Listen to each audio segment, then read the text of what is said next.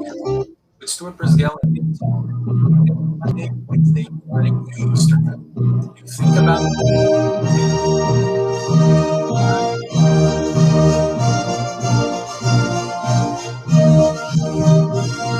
That sound familiar, folks? It should.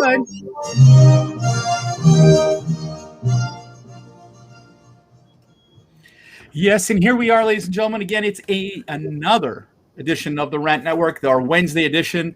Stuart Brisgel in Florida, David Solomon in Montreal. And if you are watching right now and you're getting all jazzed up, that means Friday.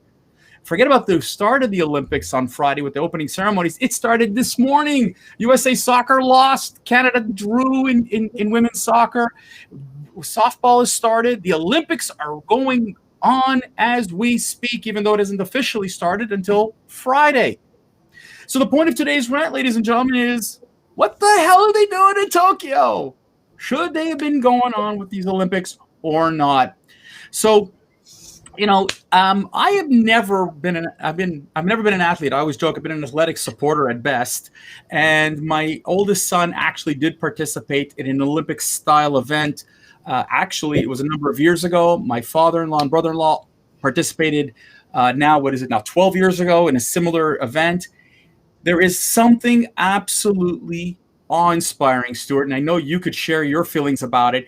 When an athlete represents their country, there is something unique. It's a once-in-a-lifetime opportunity. And here we are 1 year after it should have started. The Tokyo Olympics are here, and the athletes 11,000 athletes are going to be present in Tokyo to take on the games. But what a year to do it. Stuart, just talk about the sentiment for a second about what that would be like being an athlete and representing your country. So, as some of you may know, or if you don't know, I was a swimmer. I swam. I competed at some of the highest levels. And as an athlete, to have the Olympics changed by just 1 year is actually some of the worst nightmares for anyone. I mean, they spend their entire lives. The earth, moon, and stars line up together. They're ready for 2020. And all of a sudden, we have COVID-19. Not unlike in the 1984 boycotted Olympics. All of these athletes that spent their, entire life. 80. It was 1980. Stuart, it was 1980 where the Americans boycotted, and 84 the Soviet bloc boycotted. Well, I mean, most of the people on this network remember 84. 80, there may be a few that might, but most people remember the 84 games. And they stood out more than anything else because there was such broadcast of athletes. Again, the earth, moon, and stars have to line up. For you to actually be that superstar, that window isn't for an eternity. It's a narrow, narrow window. And to be honest with you, I feel bad for every single athlete that should have, would have, could have, and got screwed. However, what are we doing in Tokyo, and why is the broadcast? Right. And I think that's part of the problem, Stuart. And I think that, folks, for those of you who are now kind of tuning in, and maybe you whatever, where Stuart was the athlete and knows the athletic situation. I do business in Japan, and I have to tell you, and I had a conversation on Tuesday. It was Tuesday night here, Wednesday morning in Tokyo. And I had these conversations with my colleagues in Japan, and my question to them was, what's going on? He says, well, just to give you an idea, we're going on a national 4-day holiday now. We're shutting down the entire city for 4 days to accommodate for the Olympics, okay? And he said, but the problem is that we're still dealing with over 1,000 new cases per day in Tokyo alone. Now, the population of Tokyo, if you think about Greater Tokyo, is over 10 million people, okay? That's a state, an entire state in one city. And there's over 1,000 new cases per day. And the problem in Tokyo, Stuart, is that, and in all of Japan, is for a Western style country, they're the worst country when it comes up to vaccination rates. There is such a low percentage rate. Now, what was interesting was the people, the population overall, when they actually polled the people, they wanted to cancel the games. Yep. But I heard a very good line this week. It was a great line. My friend Terry Roberts, love the guy, came to me and he said to me, David, let me tell you something. The government, I don't know if you realize it when it comes up to COVID, works on science. And we all looked at him. What are you talking about? He goes, wait. Political science. Thank you. Medical science. Yourself. And his statement resonated. And this is what the Tokyo Olympics represents, a political science. It isn't the real science. Okay, folks, let's just put let's put the situation at hand into what Stuart was talking about here, how devastating this could be to cancel these games.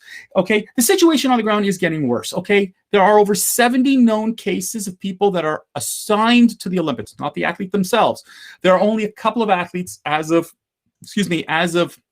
last night, and they're on the same team and they're on the same country. So it wasn't certainly about, like, we're not talking about 11,000 athletes with a massive outbreak, but the volunteers who are coming to the games, who are allowed to come to the games, were already at over 70 cases. Now, there's a bubble. There's supposed to be a bubble around the village, and all these people are now saying the bubble's broken. If you watched basketball, if you watched hockey last year, in 2020, they did a formidable job with the bubble, and no one got COVID in the bubble.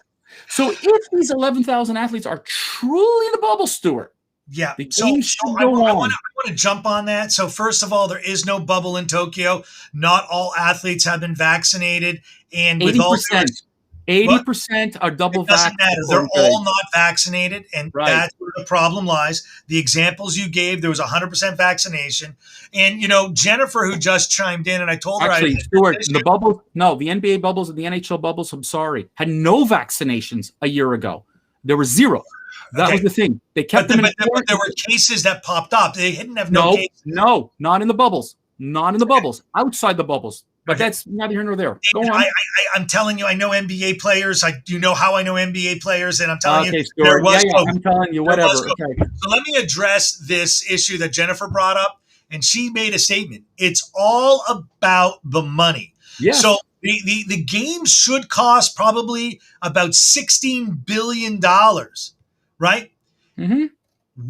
A country, we talked about the Olympics costing so much on these countries. Is it really worth it? And should we just rotate it through major cities? Stuart, let me finish. I don't know if you've seen this, but countries are now pulling out of their bids.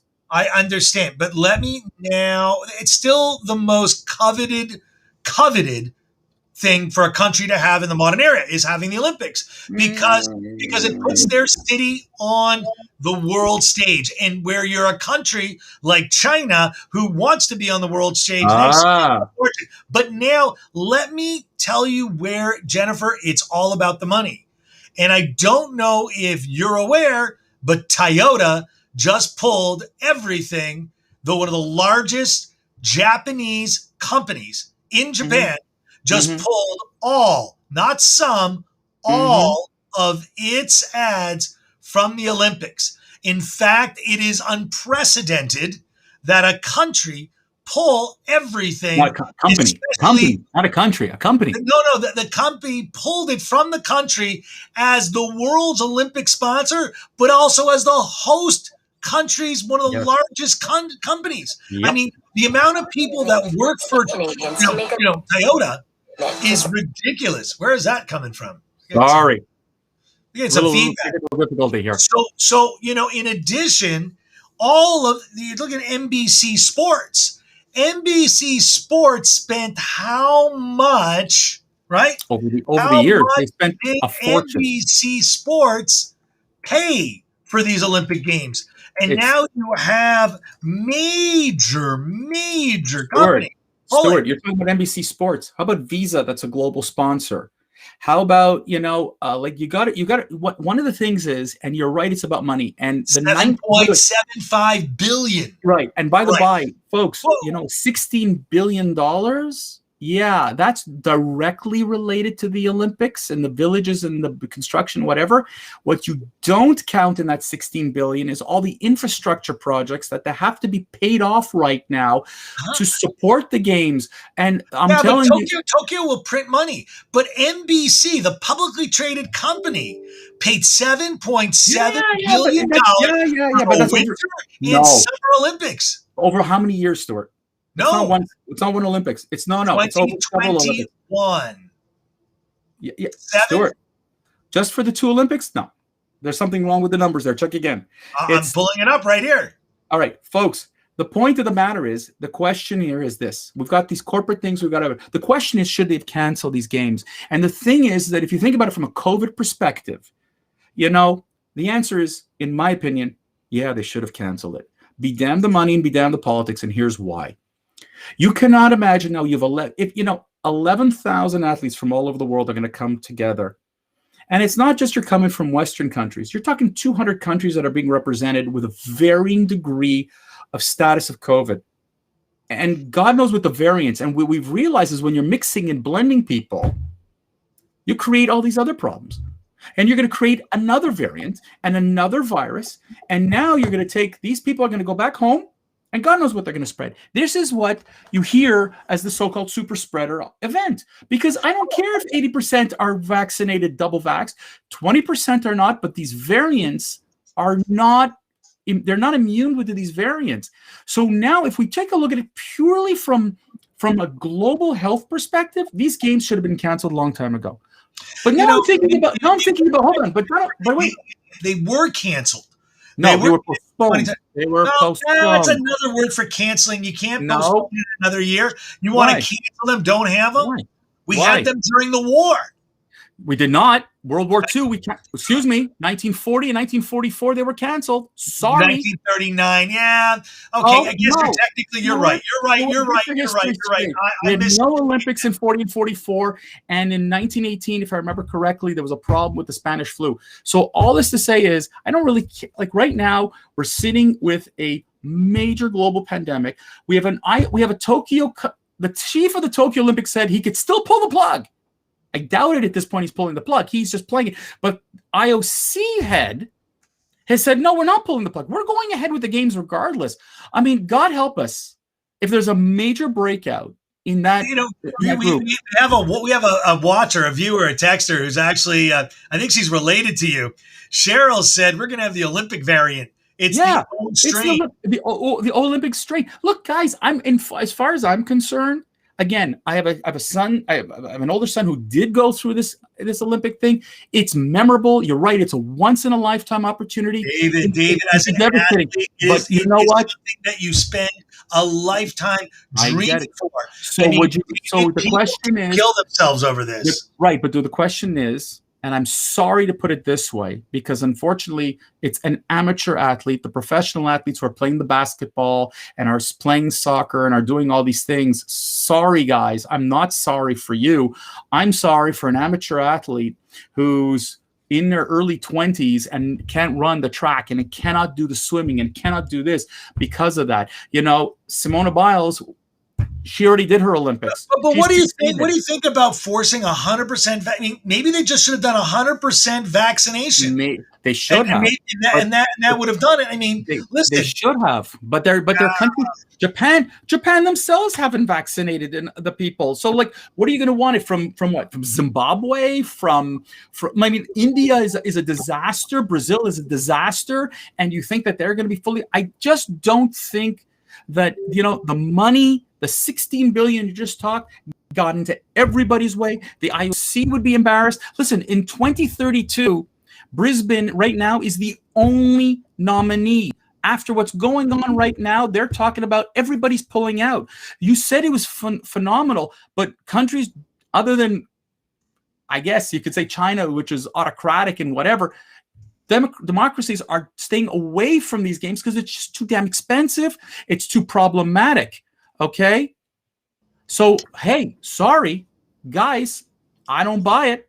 I think that at this point, Stuart, as we wrap up our 15 minutes here, I think. Are you kidding me? That's 15 minutes? Yeah, bud. Wow. And we didn't even talk about it much. 29.3% of Japan is vaccinated. I believe it's single vaxxed. I don't think it's double vaxxed. And if I'm not and the problem is that Tokyo alone is rising in cases. They went from a few hundred to over 1,200, and it's still going up. And it's a real problem, and it's scaring the crap out of people. And if, God forbid, they come home with these variants, what's it going to mean for us? Just remember how this started a year and a half ago. It didn't take much, but it was about spreading this all over the world. And like that, we had ourselves a wildfire. All Folks, we're at the end of it. Stuart, you're going to have a great vacation. Go have a great time. On Friday, folks, Aura, you beat me to the punch. I wanted to punch Unilever and Ben & Jerry's in the mouth. And I'm going to talk about how... But I'm not going to be here for that. I'm missing that. I was like dying to do that. I'm going to talk about the hypocrisy behind this because, frankly, Ben & Jerry's is boycotting the Palestinian territory, sales in the Palestinian territories, but are they banning sales in other countries that have human rights violations? Nope. And I'm going to rant about them and other things on Friday. Stuart, have yourself a great vacation, buddy. Enjoy. I am, but we're going to be here throughout the entire time. Absolutely. We got some tricks up our sleeves, and we got some technology that's going to make things a heck of a lot more interesting. I'd like to wish everyone a very, very happy couple of weeks. I want everyone to enjoy, but we are still going to be here every single week, every single day, Monday, Wednesday, Friday, noon Eastern. And you can catch us rebroadcast. I heard there was some glitches on the media. Aura we'll check out and we'll see how that is, and we'll upload if there is an issue. And everybody stay safe. Pick your favorite country, root, and you know what? To all those athletes out there, best of luck. It is something to stream for. Those Olympics are the coveted medal. There is nothing that matches it. And David? On that note, folks, have a great day. We'll see you Friday.